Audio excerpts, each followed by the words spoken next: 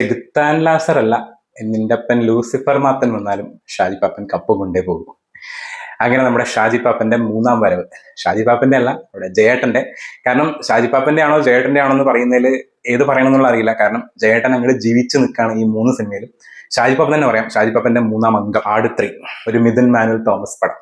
അത് എടുത്തു പറയണം, ഇതൊരു മിഥുൻ മാനുവൽ തോമസ് പടം എന്നുള്ളത്. കാരണം പടം തിയേറ്ററിൽ പോയി കണ്ട സമയത്ത് കിട്ടിയൊരു ക്വാളിറ്റി ഉണ്ടല്ലോ, അത് മിഥുൻ മാനുവൽ തോമസിന് തരാൻ പറ്റുന്ന ഒരു ക്വാളിറ്റിയാണ്. അത് സ്ക്രിപ്റ്റിംഗിലായാലും ഡയറക്ഷനിലായാലും. അതുപോലെ തന്നെ ഫ്രൈഡേ ഫിലിം ഹൗസ് പ്രൊഡക്ഷൻ എപ്പോഴും ഗ്യാരണ്ടി പടം തരുന്ന പ്രൊഡക്ഷൻ കമ്പനി, അങ്ങനെ പറയാൻ പറ്റും. കാരണം അവരുടെ ആ ഒരു പ്രൊഡക്ഷൻ ക്വാളിറ്റി ഉണ്ടല്ലോ, അതിപ്പം പുതിയ ഡയറക്ടേഴ്സിനാണെങ്കിലും അല്ലെങ്കിൽ ഓൾറെഡി എക്സ്പീരിയൻസ്ഡ് ആയിട്ടുള്ള ഡയറക്ടേഴ്സിനാണെങ്കിലും കൊടുക്കുന്നത്. പൊതുവെ അവർ പുതിയ ഡയറക്ടേഴ്സിനാണ് കൂടുതൽ ഇൻട്രൊഡ്യൂസ് ചെയ്യാറ്.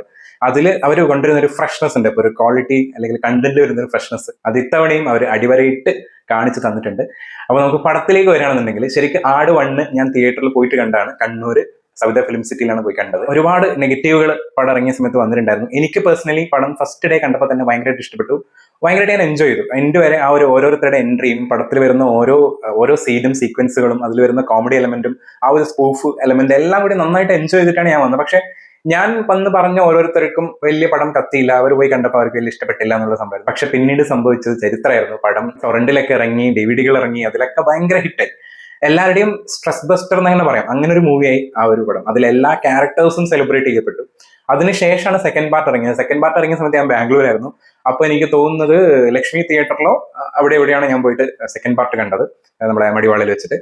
അന്ന് ആ ഒരു ടൈറ്റിൽ കാർഡിൽ നമ്മളെ ഫസ്റ്റ് പാർട്ടിന്റെ ഒരു ആനിമേഷൻ കാണിക്കുമല്ലോ, അപ്പൊ തൊട്ട് തുടങ്ങിയ കയ്യടിയായിരുന്നു. പടം എൻഡ് വരെ ആ ഒരു കയ്യടിയും ചിരിയും ബഹളവും എല്ലാം കൊണ്ടും, അതായത് ഫസ്റ്റ് പാർട്ടിൽ കൂടുതൽ കോമഡിക്കാണ് ഇമ്പോർട്ടൻസ് കൊടുത്തിട്ടുണ്ട്, സെക്കൻഡ് പാർട്ടിൽ കുറച്ച് മാസം കൂടി ഉണ്ടായിരുന്നു.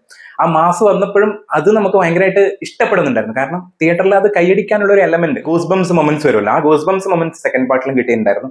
അപ്പോൾ തിയേറ്ററിൽ ഫുള്ളി ആഘോഷിച്ചു. അതും ബാംഗ്ലൂരിൽ വെച്ചിട്ട് മലയാളി ക്രൗഡിന്റെ കൂടെ ആഘോഷിക്കുമ്പോൾ അത് ഡബിൾ ഹാപ്പി ആയിരുന്നു. ശരിക്കും ഇപ്പം ഈ ആട് 3 കാണാൻ പോകുന്നതിന് മുന്നേ എക്സ്പെക്ടേഷൻ എനിക്ക് നല്ല ഹൈ ആയിരുന്നു, പ്രത്യേകിച്ച് ട്രെയിലർ കണ്ട സമയത്ത്.